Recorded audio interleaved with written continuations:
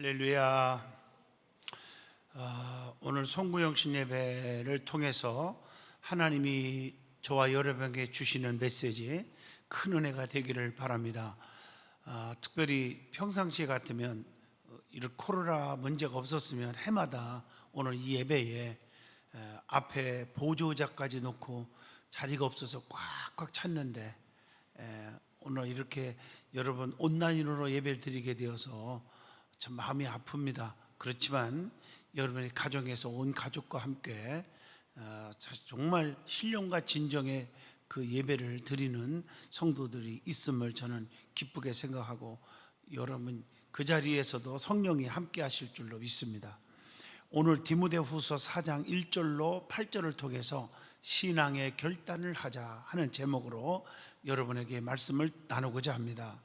2020년도 어느덧 다 지나가고 이제 새로운 2021년으로 거대한 꿈을 가지고 우리 모두 이 자리에 있는 줄로 믿습니다. 이 시간 지난 한 해 동안의 삶을 하나하나 점검해 보면서 새로운 해를 하나님의 뜻에 맞추어서 계획하는 시간이 분명히 되시기를 바랍니다. 사도 바울은 오늘 본문을 통해서 바울이 그리스도를 위해 순교당하기 전에 마지막 메시지로 보냈던 말씀이 오늘 본문의 말씀입니다. 사도 바울은 자신에게 준비된 의의 면류관을 바라보았고 주님의 나타나심을 사모하는 그것이 곧 자신의 삶 자체였습니다.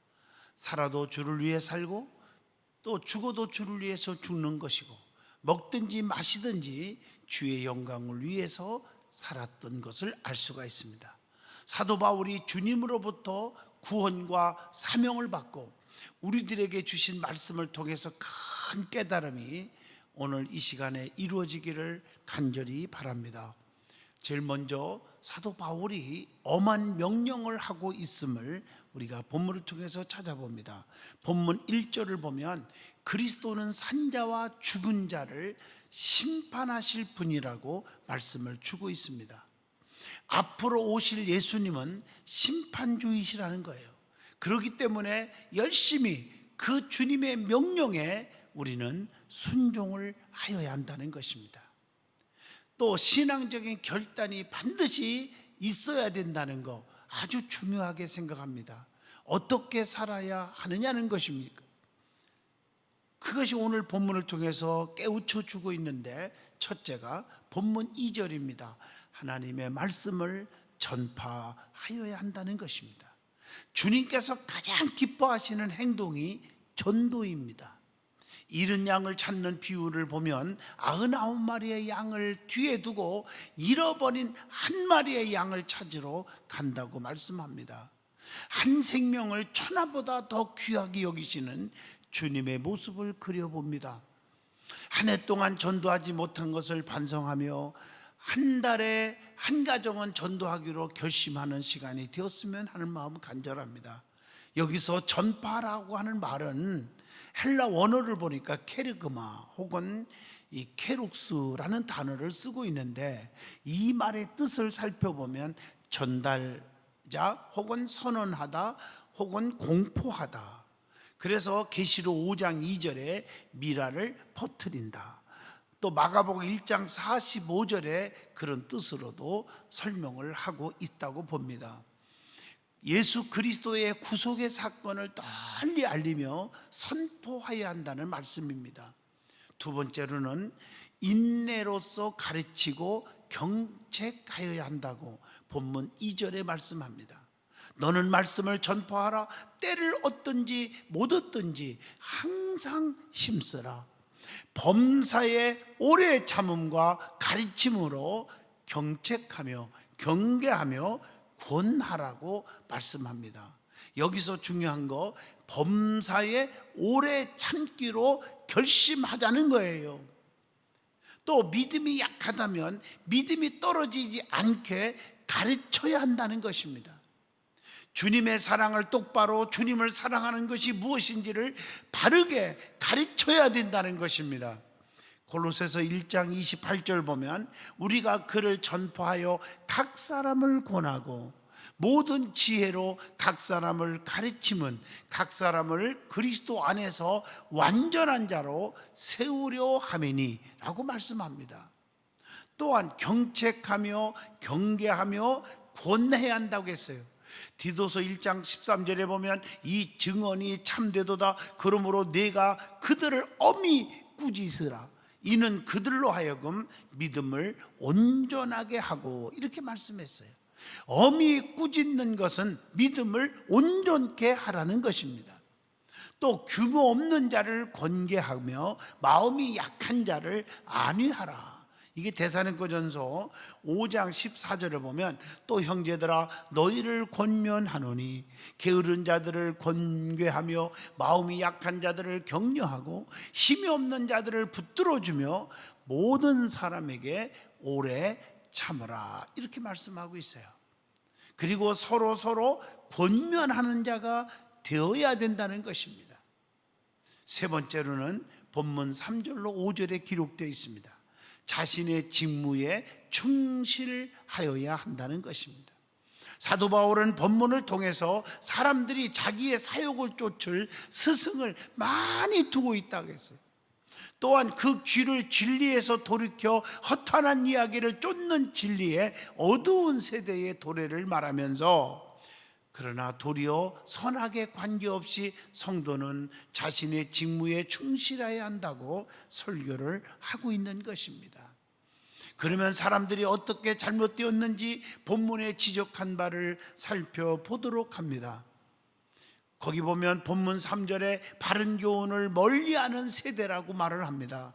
때가 이르리니 사람이 바른 교훈을 받지 아니하며 귀가 가려워서 자기의 사욕을 따라 스승을 많이 두고, 이런 말씀이 있죠. 지금의 때가 어떤 때입니까? 오늘의 현실, 지금의 때가 어느 때인지를 우리는 분명히 알아야 합니다. 성경에 보면 요한일서 2장 18절에 보면 적그리스도가 막 일어나고 있는 때라고 그랬어요. 마지막 때라 이렇게 말했어요. 적그리스도들이 나타나서 성도들을 미혹하고 넘어뜨리고 유혹하고 그렇게 한다는 거예요. 그리고 지금 이때에 모이기를 패하는 무리가 너무 많다는 거죠. 모이는 걸 싫어해요. 그래서 예배가 안 되는 거예요. 그리고 곳곳에 기근과 지진이 여기저기서 일어난다. 아주 마태복음 24장 7절로 8절에 이미 예언되어 있는 말씀이에요. 민족이 민족을, 나라가 나라를 대적하며 일어나겠고 곳곳에 기근과 지진이 있으리니 이 모든 것은 재난의 시작이니라 라고 말씀합니다. 그래서 우리 믿음의 사람들은 정신을 바짝 차려야 됩니다. 지금이 어느 때인가? 남의 말을 쑥덕거릴 때인지 우리는 찾아봐야 합니다. 그리고 지금 이때 바른 교훈을 받지 아니한다 그랬어요. 옳은 소리를 싫어해요. 그래서 빛보다 어두움을 더 사랑한다는 거죠. 요한복음 3장 19절에 그 정죄는 이것이니 곧 빛이 세상에 왔으되 사람들이 자기 행위가 악함으로 빛보다 어두움을 더 사랑한 것이니라, 이렇게 말씀하고 계십니다. 또 주님을 부인하고 멸망을 스스로 취하려고 한다는 거예요. 베드로후서 2장 1절에 보면 백성 가운데 또한 거짓 선지자들이 일어났었나니 이와 같이 너희 중에도 거짓 선생들이 있으리라. 그들은 멸망하게 될 이단을 가만히 끌어들여서 자기들을 사신 주를 부인하고 임박한 멸망을 스스로 취하는 자들이라, 이렇게 말씀하고 계십니다.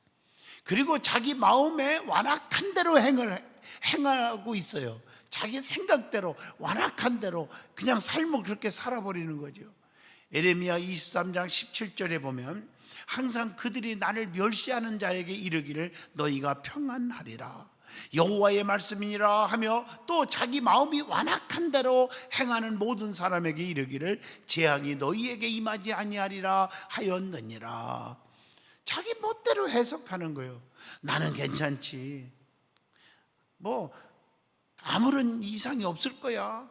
그러다가 나중에 후회하고 가슴을 치고 통곡하는 날이 온다는 것입니다. 또 귀가 가리워져서 더러운 이득을 쫓을 스승을 많이 둔다는 거예요.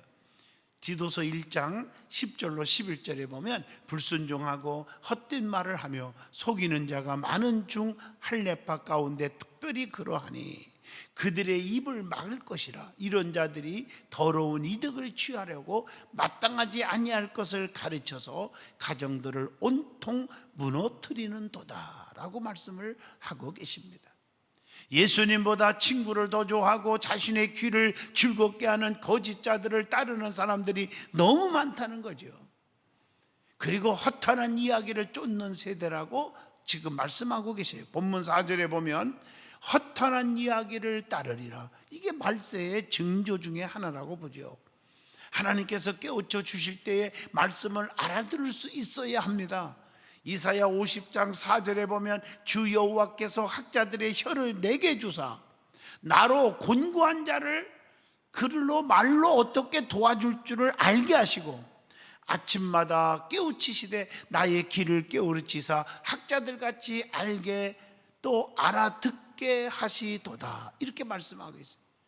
진리에서 돌이켜 허탄한 이야기를 쫓으면 절대로 안 된다는 것입니다. 어떻게 하면 안 됩니까? 구체적으로 말하면 디모데전서 6장 20절로 21절에 말씀한 것처럼 믿음에서 벗어나면 안 됩니다. 디모데야, 망령되고 헛된 말과 거짓된 지식의 반론을 피함으로 내게 부탁한 것을 지키라. 이것을 따르는 사람들이 있어 믿음에서 벗어났느니라. 은혜가 너희와 함께 있을지어다 라고 말씀합니다. 또한 허탄한 이야기를 쫓지 말아야 합니다. 디모데전서 1장 6절로 7절 보면 사람들이 이에서 벗어나 헛된 말에 빠져 율법의 선생이 되려 하나 자기가 말하는 것이나 자기가 확증하는 것도 깨닫지 못하는도다 라고 말씀합니다. 또 디모데전서 6장 20절 말씀처럼 허탄한 말과 변론을 피하여야 합니다. 오늘 본문을 봅니다. 너는 모든 일에 신중하여 고난을 받으며 전도자의 일을 하며 내 직무를 다하라 그랬죠. 그래서 신중하여 직무를 다하여야 한다는 것입니다. 모든 일에 근신하여 고난을 받는 자가 되시기를 바랍니다. 디모데후서 1장 8절. 여러분 성경에 보면 너희가 나의 참제자가 되라. 나의 참제자가 되려면 하면서 세 가지를 얘기하죠. 첫째, 자기를 부인하고, 두 번째, 자기에게 주어진 십자가를 지고, 세 번째, 나를 쫓을지니라. 쉽게 말하면 주님을 따르는 제자가 되려면 자기 부인이에요. 혈기, 고집, 아집, 자기의 이론, 자기의 경험 다 죽여야 돼요. 내 뜻을 버리고 주님의 뜻대로 살아야 돼요. 내가 아무리 인간적으로 이해가 안 돼도 주님의 말씀이면 아멘하고 따라가야 돼요. 자기를 부인하는 게 중요해요. 겸손하기도 해야 되고, 그리고 자기에 맡겨진 십자가를 지라는 말이에요. 이 십자가 지라는 말은 뭐냐면 두 가지 의미가 있습니다. 십자가는 예수님 때문에, 예수를 잘 믿고 예수를 전하고 예수를 사랑하는 것 때문에 핍박받을 때 이것이 바로 십자가를 졌다고 말합니다. 두 번째, 자기에게 맡겨진 사명, 직분, 이런 것이 십자가인 것입니다. 그래서 우리에게 맡겨진 직분은 감투직이 아니에요. 절대로 목에 힘을 주면 안 돼요. 많은 분들이 평신도일 때는 온유하고 겸손하고 아주 순종 잘하는데 직분이 좀 가져가면서 목에 힘이 들어가면 코 다칩니다. 그래서 자기를 부인하고 십자가를 짊어지고 주님만 바라보고 좌로나 우로나 치우치지 말고 쫓아가는 것이 주님을 따르는 제자의 모습인 줄로 믿습니다. 그러다 보면 환난 핍박이 우리에게 엄청나게 와요. 고난이 많이 와요. 그래서 주님께서 성도들을 핍박 중에서 어떻게 한다? 디모데후서 3장 11절 보면 건져주신다고 약속하고 계십니다. 어떤 핍박이 와도 주님이 우리를 건져주신다는 거예요. 그게 얼마나 귀한 말씀인지 몰라요. 예수 안에서 경건하게 살고자 하는 자는 뭘 받아요? 핍박을 받게 되어 있어요. 디모데후서 3장 12절 무릇 그리스도 예수 안에서 경건하게 살고자 하는 자는 박해를 받으리라. 오늘 여러분 십자가를 무시하고 십자가를 팽개치려고 하는 그런 어리석은 자가 되지 않기를 바랍니다. 오히려 주님 때문에 받는 고난이 장차 우리에게 받을 면류관이 엄청나다는 사실을 기억해야 합니다. 그리고 나서 전도인의 예수 믿는 사람으로서 전도하는 사람으로서 전도인의 일을 다 해야 한다는 거죠. 에베소서 4장 11절로 12절 보면 그가 어떤 사람은 사도로 또 어떤 사람은 선지자로 어떤 사람은 복음을 전하는 자로 어떤 사람은 목사와 교사로 삼으셨으니 이렇게 말하죠. 이는 성도를 어떻게 하기 위해서 왜 각각 달란트대로 직분을 다 이렇게 줬느냐? 그 이유가 성도를 온전하게 하여 봉사의 일을 하게 하며 그리스도의 몸을 세우려 하심이라 이렇게 말씀하고 계세요. 그래서 우리는 맡겨진 직무를 다 감당해야 되는 겁니다. 골로새서 1장 25절 보면 내가 교회의 일꾼 된 것은 하나님의 너희를 위하여 내게 주신 직분을 따라 하나님의 말씀을 이루려 함이니라 라고 말씀하고 계십니다. 자, 세 번째입니다. 본문 6절로 8절입니다. 의의 면류관을 받게 된다 그렇게 말씀하고 계세요. 오늘 본문은 사도 바울의 유언적 신앙 고백이기도 합니다. 사도 바울은 그의 삶을 하나님께 온전히 드렸고 그 결과에 의의 면류관을 상급으로 받을 것을 확신하고 있었다는 것입니다. 죽음을 앞둔 바울은 그의 생애를 선한 싸움의 비유를 하고 있습니다. 최선을 다한 자신의 신앙생활에 대해서 만족감을 느끼고 있다는 것이죠. 지금 여러분은 각자의 신앙생활에 만족하고 있는지 또 주님께서도 만족하실까요? 라는 질문을 던져보게 합니다.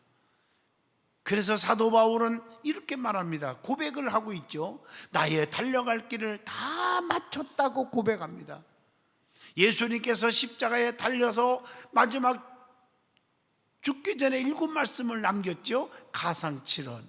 그 중에서 마지막 말이 무슨 말이죠? 다 이루었다 이렇게 말씀하시면서 이것은 사명을 완수하신 것과 같은 고백입니다. 내가 이 땅에 온 것은 하나님으로부터 보내심을 받은 것은 십자가에 죽는 거예요. 모든 인류의 죄를 다 뒤집어 쓰고 대신 십자가에서 피 흘려 죽는 거예요. 그게 사명이에요. 그러니까 예수님을 그 고통을 받지 말라고 제자들이 그렇게 만류할 때마다 사탄아 물러가라 너는 나를 넘어지게 하는 자로다 하면서 다 물리치고 아버지여 이 힘든 일이지만 내 원대로 되지 마옵시고 아버지 원대로 되기를 원합니다 이런 고백을 할 수밖에 없었고요. 그러면서 십자가에서 마지막 죽어가면서 하는 말씀이 내 사명 다 이루었다 다 이루었다 라고 애칠 수가 있었습니다. 오늘 사도 바울도 마찬가지입니다. 자기는 선한 싸움을 싸웠다고 고백합니다. 디모데전서 6장 12절에 믿음의 선한 싸움을 싸우라 영생을 취하라 이를 위하여 네가 부르심을 받았고 많은 증인 앞에서 선한 증언을 하였도다 이렇게 말씀합니다. 그리고 뿐만 아니라 나의 뭘 마쳤다고요? 달려갈 길을 마쳤다고 했어요. 빌립보의 3장 14절에 보면 표대를 향하여 그리스도 예수 안에서 하나님의 위에서 부르신 부름의 상을 위하여 달려가노라 이렇게 말씀하고 있어요. 그리고 자기는 어떻든 간에 믿음을 지켰다고 고백합니다. 누가복음 8장 15절에 좋은 땅에 있다는 것은 착하고 좋은 마음으로 말씀을 듣고 지키어 인내로 결심하는 자니라 이렇게 말씀하고 계십니다. 그래서 말씀을 듣고 지키는 자가 복이 있는 거예요. 누가복음 11장 28절에 예수께서 이르시되 오히려 하나님의 말씀을 듣고 지키는 자가 복이 있느니라 하시니라. 하나님의 말씀입니다. 그리고 나서 사도 바울은 또 이렇게 고백합니다. 의의 면류관이 내가 달려갈 길을 마치고 믿음을 지키고 표대를 향하여 나가고 사명을 다 감당했더니 뭐가 예비되었다고요? 의의 면류관이 예비되었다고 고백합니다. 본문 8절입니다. 이제후로는 나를 위하여 의의 면류관이 예비되었으므로 주 곧 의로우신 재판장이 그날에 내게 주실 것이며, 여기서 또 중요한 말씀입니다. 내게만 아니라 나에게만 주는 그 면류관이 나의 전용물이 아니라는 거죠. 주님의 나타나심을 사모하는 모든 자에게니라. 저와 여러분에게도 사도 바울처럼 믿음 지키고 맡겨진 사명을 잘 감당하고 표대를 향하여 잘 달려가고 나가면, 믿음을 끝까지 지키면 바울이 받은 그 면류관이 저와 여러분에게도 받을 수 있다고 말하고 있는 것입니다. 그래서 우리는 그 면류관을 받아야 돼요. 면류관을 또한 빼앗기지 말아야 한다고 가르칩니다. 요한계시록 3장 11절 보면 내가 속히 오리니 네가 가진 것을 굳게 잡아 아무도 네 면류관을 빼앗지 못하게 하라, 이렇게 말하고 있어요. 사도 바울에게 준비된 면류관이 주님의 나타나심을 사모하는 모든 자에게 주신다고 말씀하고 계십니다. 여러분들이 많이 들었던 예화인지는 모르겠는데, 그 옛날에 공산권에서 예수 믿는 사람들을 다 잡아다가 7명을, 그 중에 특별히 지도자 7명을 딱 데리고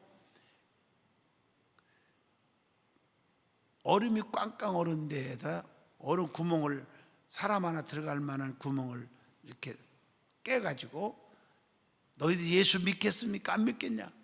안 믿는다 그러면 살려줄 거고, 믿는다면 여기다 하나씩 집어넣겠다. 전부 첫 번째부터 나는 그래도 예수님을 배반할 수 없습니다. 내 믿음을 지키겠습니다. 예수님을 믿겠습니다. 그래서 하나씩 들어가요. 하나, 둘, 셋, 여섯 명까지 다 들어갔어요. 거기에 투명하니까 얼음 속에서 너무너무 얼마나 괴롭겠어요. 물에 빠져도 괴로운데 그 얼음물 속에서 막 하고 죽어가요. 마지막 한 명 남았습니다. 너는 어떡할래? 그걸 딱 보더니 뭐라겠습니까? 나는 안 들어갈래요. 너무 고통스러운 걸 보고 나 믿음 안 지킬래요.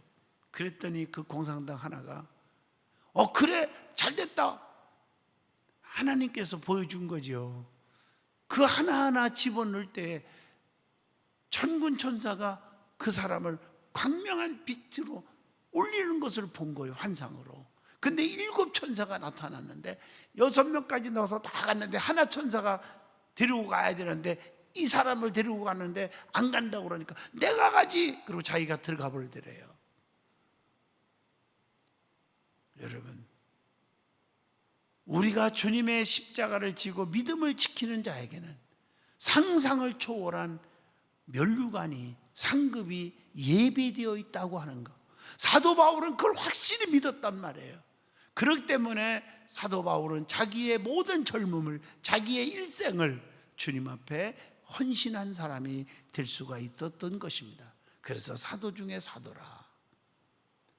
자, 두 번째 우리에게 은혜를 주시는 것은 무엇을 어떻게 신앙의 결단을 해야 되느냐는 것입니다. 2020년의 마지막 날을 보내고 2021년 새해 첫날을 맞이했습니다. 이제 새로운 결단을 하여야 합니다. 고린도후서 5장 17절 봅니다. 그런즉 누구든지 그리스도 안에 있으면 새로운 피조물이라. 이전 것은 지나갔으니 보라 새 것이 되었도다 라고 말씀합니다. 하나님께만 영광을 돌리기로 우리는 제일 먼저 결단을 하여야 합니다. 어떻게 하나님께 영광을 돌리기로 결단할 수가 있느냐는 거죠. 그것은 하나님의 은혜를 신뢰함으로 영광을 돌려야 합니다. 하나님의 능력을, 하나님의 은혜를 우리는 기억하라는 거예요. 그걸 신뢰해야 되는 거예요.